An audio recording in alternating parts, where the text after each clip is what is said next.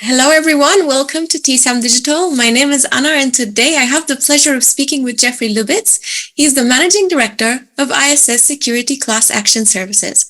Welcome, Jeff. Thank you, Anna. I'm looking forward to our time together today. Thank you so much. Thank you for being here. So to get us started, Jeff, can we just start with you sharing a little bit about yourself and about ISS SCAS? Absolutely. So as you say, I'm a Managing Director with ISS Securities Class Action Services. And I've spent the better part of my 25-year career working with institutional investors, including more than a decade here at ISS. I'm incredibly passionate about ensuring shareholders are investing in well-governed companies and have an ability to hold those corporations accountable if securities laws are willfully ignored or intentionally discarded. That's where class actions can play an important role. It's a vehicle, so to speak, or a mechanism that provides an opportunity for damaged investors to come together and recoup lost assets where fraudulent activities have occurred. For 30 years, ISS Securities Class Action Services, or SCAS, has partnered with institutional investors in delivering exceptional solutions to be aware of actions against public companies and to maximize recovery opportunities. We do this via an online database that's rich in content and functionality. And more importantly, we do this as an outsourced solution, claims filing solution, where ISS will perform all of the complex operational tasks required to ensure investors are participating in all class actions where eligible. During the entire life cycle, which is often 3 to 5 years, ISS delivers transparent reporting that allows clients to know where the cases stand and what claims for which accounts or funds have been filed. And as the litigation concludes, ISS manages the payment process to ensure that every dollar, pound, euro, or yen get properly sent to our clients. That's wonderful. Thank you so much for the intro. And I wanted to ask you, who are SCAS's typical clients? So ISS SCAS works with approximately 600 clients from across the entire globe, and that varies in the firm types that access the spectrum of information. A small part of our business is servicing law firms, D&O insurance firms, and other professional services organizations that rely upon our class action content, our database, and our email alerting system. On the flip side, a vast majority of our business is partnering with institutional investors. And by that, I mean mutual funds, hedge funds, wealth management firms, pension funds, custodian banks, bank trusts, and foundations. In short, we support asset managers and asset owners in all types and all markets. And these financial institutions really recognize two important things, Anna. First, that the number of cases and potential large recovery amounts require an experienced partner such as ISS. And two, the complexity of participation in class actions necessitates a qualified partner as well. And it's often best for these institutional investors to outsource the entire process of class actions so these firms can focus on their strategic initiatives of portfolio investments and growing assets under management. Brilliant. So what does the landscape of shareholder class action look like today? Well, for better or worse, the landscape is truly robust. And by this, I mean we've experienced over $65 billion in worldwide investor-related settlements during the last 10 years. There are clearly ebbs and flows as amounts do vary from year to year.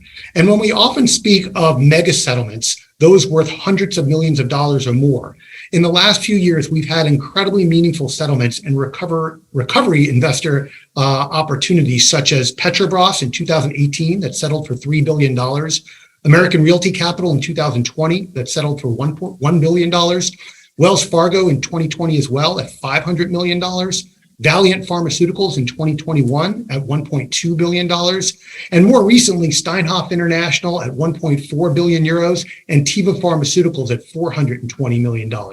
And we wait final settlement approval of a tentative settlement that was announced last year with Twitter at $809.5 million. Few large cap companies that are currently facing shareholder class actions, mega platforms, Alphabet, Amazon, General Electric, Netflix, Southwest Airlines, JP Morgan, just to name a few. These are examples of active cases against large cap S&P 500 type companies, and we'll have to see how the litigation plays out during the upcoming months and years on these specific cases. In terms of the quantity of cases, the numbers range from about 100 to 150 settlements per year. These stats involve shareholder class actions, SEC disgorgements, and antitrust cases. In short, litigation where investors have an opportunity to participate and recover lost assets. It is important to share as well that 90% of the litigation and probably an even higher percentage of settlement dollars falls within the United States. After the US, we see Australia and Canada as the two most active countries. And in total, there's about 25 different countries around the globe that have shareholder litigation. And a few of those jurisdictions include the Netherlands, Germany, Italy, Denmark, Sweden, Israel, Brazil, Japan, and the United Kingdom. And interestingly, Anna, China had its first ever settlement in 2021. And as I mentioned earlier, Steinhoff International earlier in 2022 agreed to the largest ever non-US settlement at 1.4 billion euros. And this case was resolved in both the Netherlands and South Africa. In terms of other trends and developments that we see in current litigation, I do want to share that the types of cases filed continue to be what we call really traditional class actions, accounting irregularities or merger objection cases or IPO related cases. But within the last few years, perhaps no surprise, we've seen about 50 plus COVID related cases that have been filed in both US federal and state courts, as well as dozens of SPAC related cases as well. Interestingly, we've had only one COVID case that has settled. About 20 of them or so have been dismissed, and the rest remain active. So we'll see how that plays out. And let me also add here that we have started to monitor and have seen a handful of crypto-related cases as well. So that's an important factor for shareholders. And then one important recommendation that I often stress to my institutional investor clients is patience. First, because a majority of US shareholder actions end up in a dismissal. Cases that are filed end up being withdrawn either voluntarily or the motion to dismiss is approved by the court. Those cases that do end in a settlement have a life cycle on average of just under 5 years. And this period starts from the initial filed complaint all the way through to the disbursement of funds. And to provide some more detail here, it's a little bit more than 3 years for a case to settle, and then about 18 or so months on average for investors to receive their portion of the settlement proceeds. This incredibly long period of time is part of the complex nature of shareholder class actions. And non-US cases have actually a lower probability of success, meaning a fewer percentage of cases settle, and the length of cases truly vary from country to country. One example that I can share with you today is the Volkswagen emissions scandal that we're all very much aware of. Cases against the auto giant in Germany have been ongoing for years, and all participants, including the law firms that are managing the actions, really can't predict when or even if these actions will resolve to compensate investors. That's really impressive. And thank you so much for sharing that insight. I was also wondering if you can expand upon the differences in US versus versus the rest of the world litigation. Yes, Anna, absolutely. So the primary difference that we see in the US and for Canada as well is that these are what we call opt-out markets, while most countries outside North America have what's called an opt-in market. Or opt-in requirement. And simply stated, in opt-out cases, you're joining at the end of the litigation, after plaintiffs and defendants agree to a settlement, but before a claim deadline date. So with an opt-in case, you often, but not always, have to join near the beginning of an action before a required registration deadline date. The difference between US and non-US or North America and non-North America can also involve the level of risk for investors to participate. And so as we view the spectrum of worldwide litigation, US, Canada, and Australia as well clearly have the lowest risk for investors in terms of joining an action. Investors are joining these cases primarily as a passive participant, and they're filing that claim, as I noted earlier, before the court-noted deadline date and often with complete anonymity. In most other countries, there could be added risk, which is why we often measure risk for our clients in 3 key areas: cost, participation requirements, and what type of anonymous activity can you have participation. ISS will never file claims on behalf of clients if a cost is involved. We require cases to be fully funded by a reputable litigation funder or a law firm that self-funds. And in the UK, I'll give one example. In the United Kingdom, investors must join a class by registering themselves as claimants before the actual litigation is commenced. And another stark difference, and one that brings vast challenges for our clients, is that English law does not generally recognize trusts as a legal entity. And so that means that the relevant legal entity are individual trustees. Thus, the trustees they're the ones that must enforce rights and standing to sue on behalf of the trust. It definitely is complicated, no doubt, but this type of information or this type of requirement, it brings greater complexity, and a lot of our clients need that type of experience and expertise from ISS to help guide them through that litigation. And when we talk about other countries, Germany, Denmark, Italy, they all have varying degrees of complexity that's different from each other. And those are important factors to consider upon joining a class action. Thank you. So there is an argument by some that there are too many class actions and that lawyers benefit the most. Do you think this is true? So it's a fair question, Anna, and there's no doubt law firms are well compensated for their work in class actions. But I will say that law firms are an important partner with investors to ensure that companies are being held accountable for the alleged fraud. Do plaintiff law firms get a fair proportion of settlement proceeds? No question. Are they overcompensated? That's really certainly debatable. But these law firms do take on a good amount of risk. And these cases, as I mentioned earlier, they take 3 to 4 years on average to settle, which leads to thousands of billable hours of investigations, analysis, legal support, and management. And I would also add that a number of the top plaintiff law firms, based upon their vast experience and expertise, they help to negotiate meaningful settlement with investors, which allow shareholders to recoup a good percentage of their lost assets. In terms of the second part of that question, are there too many class actions? This is certainly another debatable topic as well. And I say this because it's critically important for investors to have a process for holding companies accountable should fraudulent activities occur.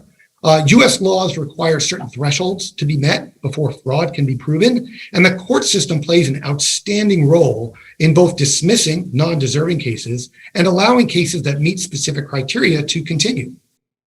When cases survive a motion to dismiss, in simplistic terms, Anna, a negotiated settlement is likely to occur at some later point.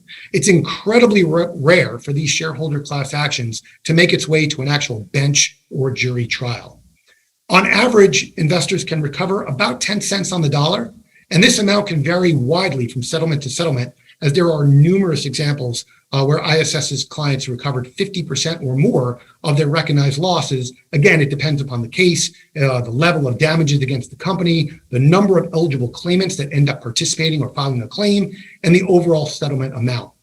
The 10 cents on the dollar, it may not sound very significant, but I will say that it can be very additive to a fund's NAV. And the annual recovery amounts for institutional investors can easily be in the 6, 7, and possibly 8 figures for institutional investors who participate in class actions. So another interesting element is that in today's environment, investors are paying closer attention to ESG issues. Does ESG come into play with shareholder class actions? Absolutely, Anna. ESG-related allegations are certainly a growing trend as investors are really scrutinizing environmental, social, and governance practices by these publicly traded companies that they are invested in. Sadly, in this area, there are dozens of examples of companies that are facing class action litigation. I could talk specific to this topic for hours, but let me share a few examples that showcase the trends in ESG-related shareholder class actions. In terms of environmental actions, Vale, a Brazilian mining company, sadly has become the poster child in terms of appalling ESG behavior. They've experienced 2 catastrophic dam explosions in Brazil that has caused hundreds of deaths and significant environmental damage to the communities. The company has faced significant penalties from local government entities, and they've also faced multiple shareholder class actions, one of which has settled for $25 million. A second case in the US is still pending, and British arbitration cases are taking place, or Brazilian arbitration cases are taking place in its home country. On the social side of ESG, there are various types of cases that have been filed, but allow me to focus today on the Me Too movement. Allegations of really indefensible behavior against companies such as Activision, Blizzard, CBS, Wynn Resorts, and Signet Jewelers have led to shareholder class actions. With Signet, for example, the company settled with investors for $240 million after it was discovered that 250 victims had detailed acts of sexual harassment. And this is after the company preached its positive corporate culture and communicated in SEC filings that any violators of its code of conduct will be subject to disciplinary action. Investors and their partners have really done a great job of holding Signet Jewelers responsible and their feet to the fire, so to speak, in settling for $240 million. One other example, a recent settlement against CBS, it did settle for a nominal amount of only $14.75 million. But I can say that shareholders were overall pleased to ensure that the company did pay some price for allegations against its former CEO, Les Moonves. Again, the company preached a positive culture, corporate culture, and clearly were in violation of what they were stating both publicly and in terms of SEC filings.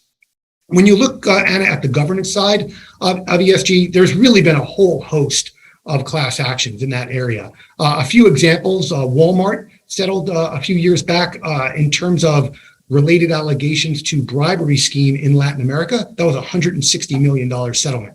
Westpac, an Australian company, they had allegations of money laundering that led to a U.S. shareholder settlement and also ongoing litigation that continues to this day in Australia.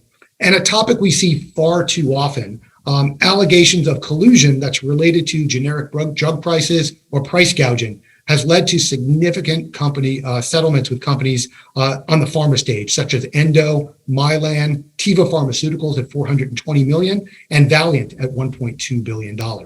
And the last thing I'd like to certainly add here is that as the SEC continues to draft rules on climate change disclosures and other ESG practices, listed companies are going to need to step up in terms of properly detailing its policies and actions and ensuring proper disclosures. A majority of class action litigation, almost on any topic, is typically related to the company's failure to properly disclose facts or to issue misleading or false statements.